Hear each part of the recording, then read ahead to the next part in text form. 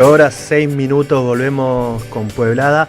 Vamos a recordarle a los y las oyentes dos cosas que están en sus últimos minutos para mandarnos si quieren participar del sorteo tanto del libro Eve y la fábrica de sombreros de Demetrio Iramaín como de la remera con estampa a elección cortesía de Tienda Venus.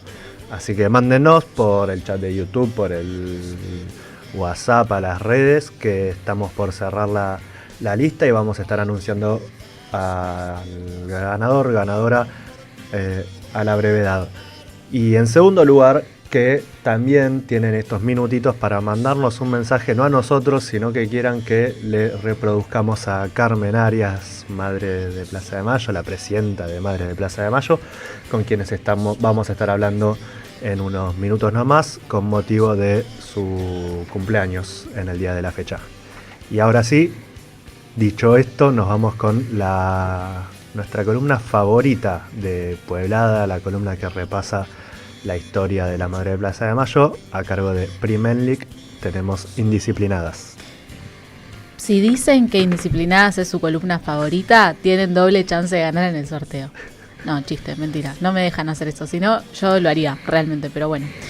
Bueno, hoy en la columna de Indisciplinadas, donde buscamos repasar la historia de Madres de Plaza de Mayo y traerla un poco a la actualidad y pensar qué es lo que nos deja, qué es lo que nos hace pensar hacia adelante, como estuvimos anunciando hace un ratito, vamos a hablar del Día de la Madre y qué significa esto en nuestro país. Pero en principio, antes de empezar a hablar sobre las Madres de Plaza de Mayo, el vínculo con la maternidad política y cómo han resignificado este término para nuestro país y nuestra historia en general, quiero que hagamos el repaso más general sobre qué es el Día de la Madre, cómo surge y también una relación interesante que se va dando en algunos países sobre en qué contexto se festeja el Día de la Madre.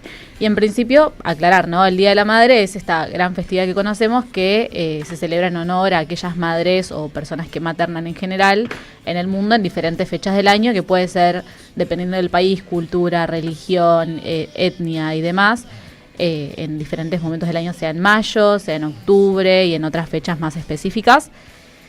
Y si bien las primeras celebraciones del Día de la Madre se remontan a la antigua Grecia, el origen contemporáneo de la celebración se remonta principalmente a 1865, cuando la poeta y activista estadounidense Julia Ward Howe organizó manifestaciones pacíficas y celebraciones religiosas en Boston, donde participaron madres que fueron víctimas de la Guerra de Secesión de Estados Unidos.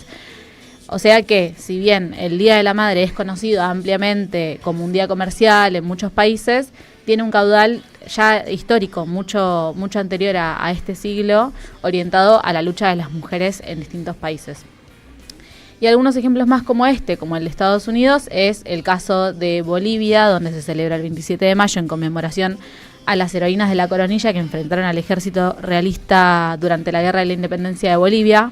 En Brasil, en 1932, que a petición de la Federación Brasileña de Mujeres Feministas para el Progreso, oficiaron como fecha de celebración el segundo domingo de mayo en todo el país para mostrar como iniciativa de la estrategia de mujeres que buscaban valorar la importancia de ellas y sus roles en la sociedad, y además incentivadas por la perspectiva que se abría tras haber ganado el derecho al voto en febrero de este mismo año en Brasil. Y en Paraguay se celebra el 15 de mayo, que se debe a que esta fecha es la fecha de la independencia, el día de la independencia, y consideran a su patria como la madre patria. Así que en Paraguay se celebra ese día en específico. Habiendo hecho este repaso general de países y de qué es el Día de la Madre en términos más amplios, en Argentina en particular se celebra el tercer domingo del mes de octubre por motivos relacionados a la religión católica específicamente, al igual que en bastantes países de Europa principalmente. Y esta tradición de festejar a la persona que ejerce el rol de madre se remonta específicamente al año 1931, cuando el Papa Pío XI dedicó el 11 de octubre a la Divina Maternidad de María, que era un homenaje al Concilio de Éfeso, un encuentro de eclesiásticos específicamente, que era de gran relevancia en ese momento para la Iglesia Católica. y ahí se proclama en la doctrina más católica específicamente a María como la Madre de Cristo. Y con ese paso de los años en nuestro país, y en acuerdo con también las cámaras comerciales, gastronómicas y demás, se oficializó el Día de la Madre como el 3º de cada mes, cosa de poder fortalecer el comercio interno en el marco de este día, de esta celebración. Bueno, eso a términos más generales de qué hablamos cuando hablamos del Día de la Madre, o lo que comprendemos ampliamente. Ahora, ¿qué tiene que ver todo esto con las madres de Plaza de Mayo en particular y con su relevancia política específicamente? Bueno, que desde sus comienzos, como dice su nombre, las madres iniciaron un proceso donde su maternidad se ha vuelto colectiva, ¿no? Donde a partir de la época de la dictadura, por hacer todo juntas, por expresarse colectivamente, han construido la Asociación Madres de Plaza de Mayo desde aquel 76, y en esta instancia de la maternidad la empiezan a entender como algo que no era singular y que, bueno, yo soy la madre de uno y otra es la madre de otro y punto, y somos la una y la otra, sino que por el contrario empiezan a hacer una transformación de lo singular a lo plural y empiezan a hablar de lo que llaman la socialización de la maternidad, que se transforma este término en una consigna fundamental del movimiento de las Madres de Plaza de Mayo. Y qué mejor que escuchar a Eve específicamente definiéndonos a esta maternidad, a esta socialización de la maternidad, con sus términos, con sus palabras y con su voz de hace algunos años. Así que la vamos a escuchar a ella para definirlo. Todavía con la idea de lo individual. Y de repente nos dimos cuenta que no servía luchar por un hijo, que la lucha individual se iba a agotar en sí misma.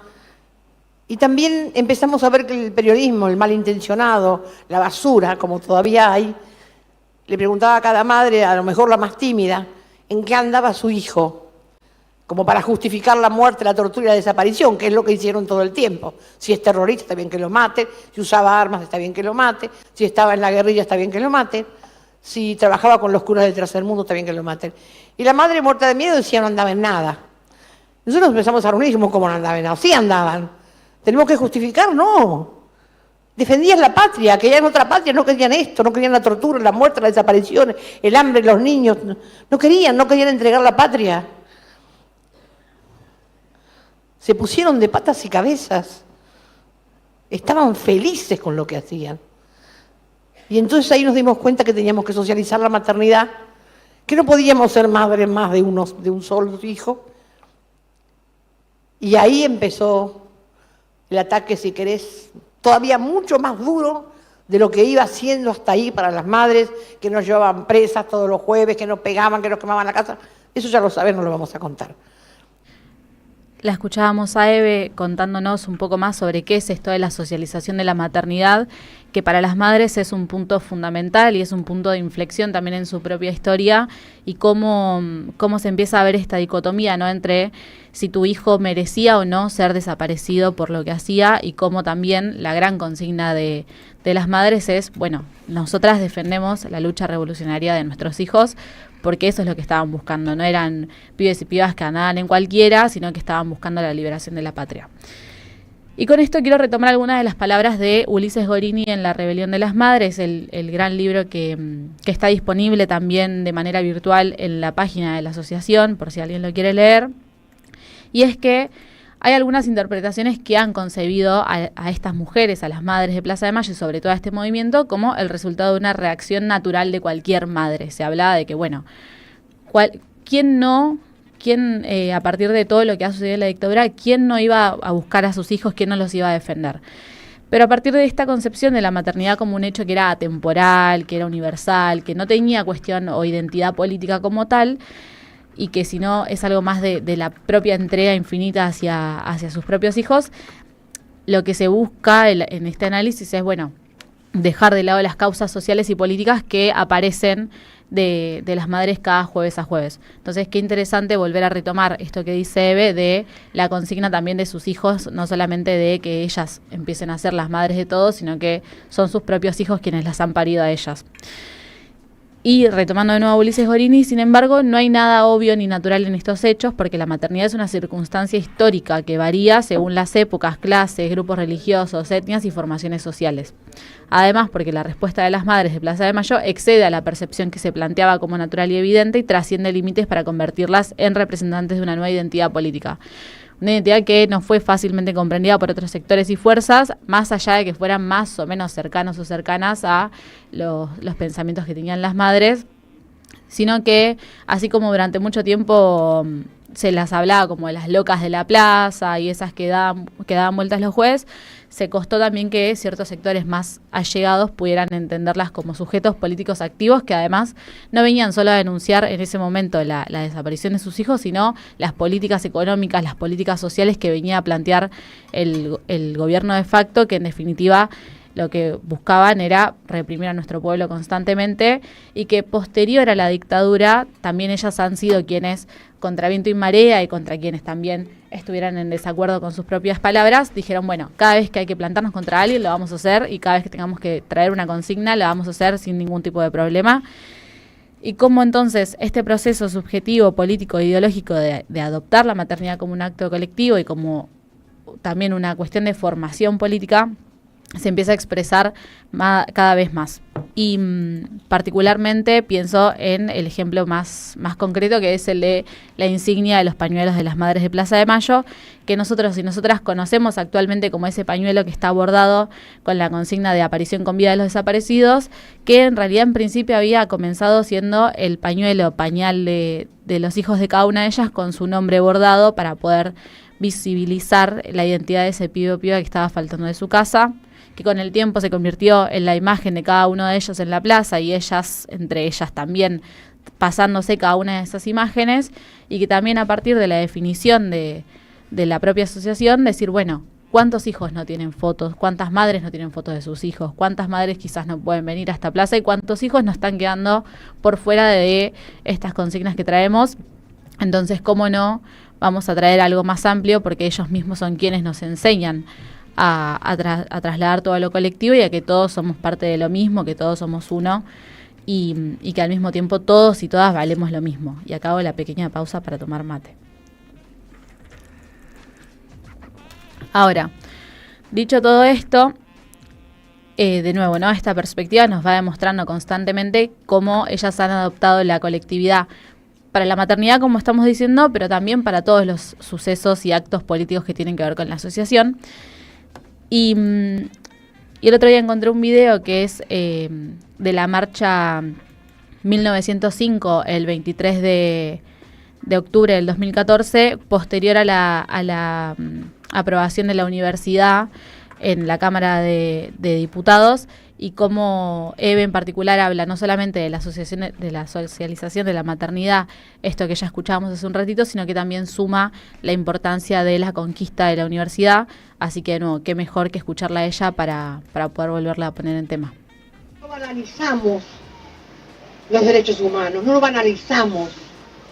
Le damos el contenido importante que tiene que tener por lo que significan los hijos para nosotros. La seriedad con que hay que tomar lo que hacemos. A mí no me importa si salimos o no salimos en los medios. No me interesa, a las madres no nos interesa cambiarnos y vestirnos para una actividad. Nos interesa ser parte de este pueblo por los que nuestros hijos dieron la vida. Nuestros hijos nos enseñaron a ser parte íntegra del pueblo, a compartir todo con nuestro pueblo. Ellos soñaron desde muy chicos, con mucha inteligencia, este país que hoy tenemos nosotros. Este país que nos parecía imposible. Este país que hoy sigue teniendo los mismos que ayer protestaron porque nos daban la universidad. Son los que estuvieron en la dictadura. Estuvieron con los dictadores. Miraron para un lado o colaboraron directamente. Claro, ¿cómo van a querer que las madres tengamos una universidad o un instituto revolucionario, combativo de derechos humanos como es el nuestro? Claro que no quieren. Pero este es el triunfo de nuestros hijos. De nuestros hijos que son en definitiva ustedes. Porque nuestros hijos nacen cada vez que hay un pibe que lucha, que pelea, que protesta, que no se calla. Ahí nace. Esto de que están vivos es verdad, Ustedes vieron que tanto hablar de Néstor, tanto decir las madres que están vivos, también hablamos de que Néstor está vivo. Néstor no murió, como no muere ningún revolucionario, ningún hombre ni ninguna mujer que da su vida por la patria puede morir. Y no muere porque hay otros que levantan sus banderas, y porque hay un respeto enorme por ellos, porque para nosotros todos son iguales, no hay un solo desaparecido que sea mejor ni más que el otro. Si estudió más o hizo pozos, si fue trabajador o fue científico, se lo llevaron por revolucionario, no por ser hijo de o madre de. No, eso es lo que hay que entender. Esta socialización de la maternidad, que nos da esta particularidad a las madres, de ser madres de todos, de pelear por todos, de tender a todos, y que ningún hijo es más que otro, eso es la realidad y la verdad con la que soñaron ellos. La igualdad, la solidaridad y la inclusión. No tienen que ser palabras vacías, son palabras llenas de contenido para las madres. Y hablamos y vivimos como decimos, y eso es lo más importante para nosotras. Vivir como decimos y hacer y pensar y hacer lo que queremos.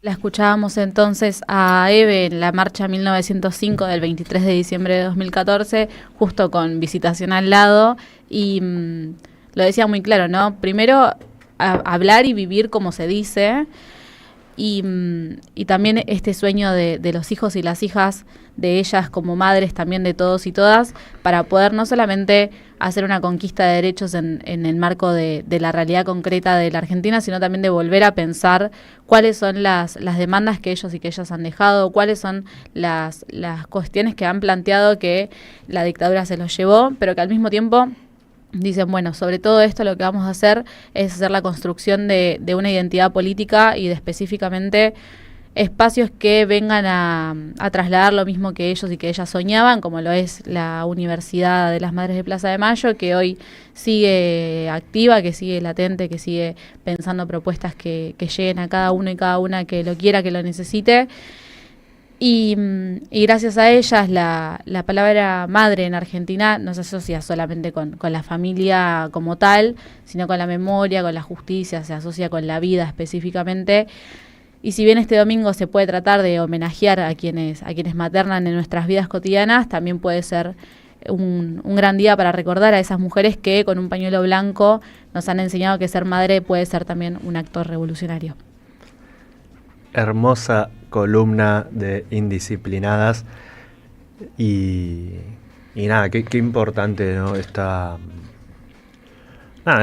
concepción de la maternidad, no solo por parte de ellas, ¿no? Ellas hacen un proceso de socializar la maternidad, de concebirse madres de toda una generación, de los 30.000, y después hay un pueblo entero a su vez que nos asumimos hijos de ellas y las adoptamos en rol de madre, y una discusión que es muy importante también en su contexto, porque ahora quizás parece mucho más naturalizado, normalizado la reivindicación no solo de la vida de los compañeros detenidos desaparecidos, sino también de su militancia y de su lucha, pero en el momento en el que salen a darse estas discusiones también salir a decir, che, se lo llevaron por revolucionario, se lo llevaron por lo que luchaba, también era una idea que se contraponía a la forma, si se quiere, más hegemónica o más socialmente aceptada